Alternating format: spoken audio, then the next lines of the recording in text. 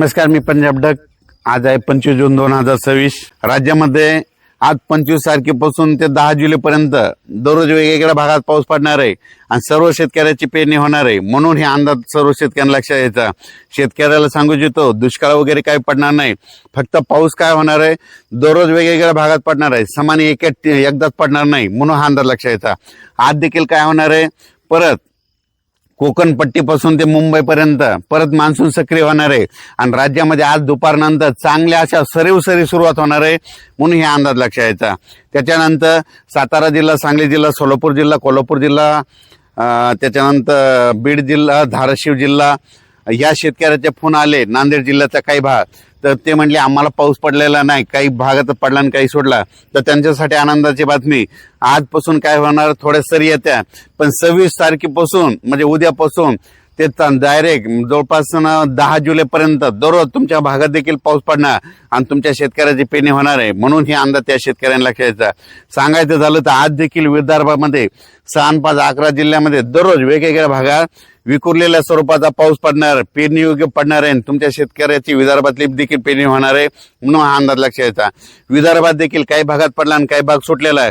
ते जे सुटलेल्या भागात आहे त्या भागात देखील पेरणी होणार आहे. म्हणून पाऊस पडणार आहे. तुमच्या देखील चांगला पाऊस राहील आणि पेरणी योग्य पाऊस पडेल. म्हणून हा अंदाज लक्षात यायचा. मराठवाड्यात देखील तसंच राहणार आहे. काही जिल्ह्यामध्ये पाऊस पडला, काही गाव सुटलेले आहेत, तर ह्यामध्ये आणखीन 10 दिवसामध्ये त्याच्यामध्ये तुमच्या गावामध्ये बी पाऊस पडणार आहे, तुमची देखील पेरणी लागणार आहे. म्हणून हा अंदाज लक्षात यायचा.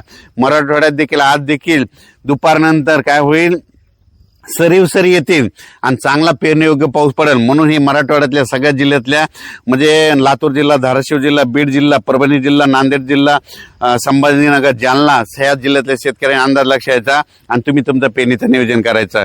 उत्तर महाराष्ट्रातल्या शेतकऱ्याला सांगू इच्छितो, नंदुरबार जिल्हा झालं, धुळे जिल्हा झालं, जळगाव जिल्हा झालं, नाशिक, अहिल्यानगर, तुमच्याकडे देखील काय होणार आहे, ह्या 10 दिवसामध्ये आणखीन म्हणजे आज 25 ते जवळपास 15 दिवसामध्ये आणखीन खूप पाऊस पडणार आहे आणि ओढे नाले वाहणार आहेत आणि तुमच्या देखील पिण्याचा पाण्याचा प्रश्न मिटणार आहे उत्तर महाराष्ट्रातल्या आणि चांगला पाऊस पडणार आहे. तुमची देखील पेरणी होणार आहे. म्हणून हे अंदाज त्यांनी देखील लक्षात यायचा.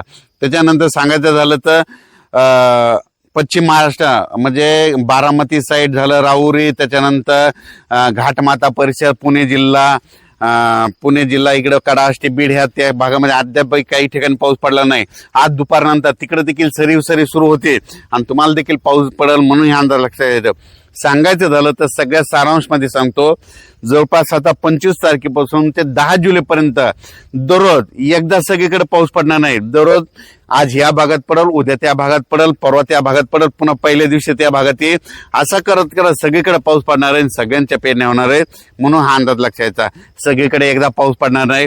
फक्त शेतकऱ्याला विनंती, पेरणी करत असताना जमिनीतली ओल तपासा आणि ओल तपासल्याच्या नंतर काय होणार आहे की तुम्हाला तुमचा पेरणीचा निर्णय घ्यायला काय हरकत नाही. मी देखील, आम्हाला पाऊस खूप पडला, ईदभरच्या जास्त ओल आहे आमच्या इकडं, 1 फूट ओल गेली. आम्ही देखील पेरणी करण्यासाठी म्हणून आज जमतं का ट्रॅक्टर, पण या ठिकाणी ट्रॅक्टर चालतच नाही, फसतंय. म्हणून आज देखील आम्ही थांबणार आहे. जर ऊन पडलं तर पेरणीचा आज देखील निर्णय घेऊ, पण सध्या तरी ट्रॅक्टर चालत नाही म्हणून आजच्या दिवस आम्ही पेरणी थांबवलेली आहे. तर राज्यात असंच शेतकऱ्यांनी काय करायचं, आपली जमिनीतली माती तपासायची, ओल ईदबीर असली तर कधी पेरणी करू शकता.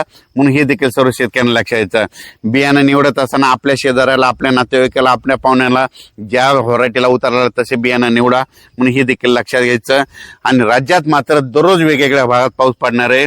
दुष्काळ वगैरे काही पडणार नाही. परत एकदा सांगतो, जूनमध्ये म्हणलं होतं कमी पडणार, जुलैमध्ये जास्त पाऊस पडणार, ऑगस्टमध्ये मोठे 2 पाऊस पडणार आणि सप्टेंबर, ऑक्टोबर परतीचे चांगला पाऊस झोडपून काढणार.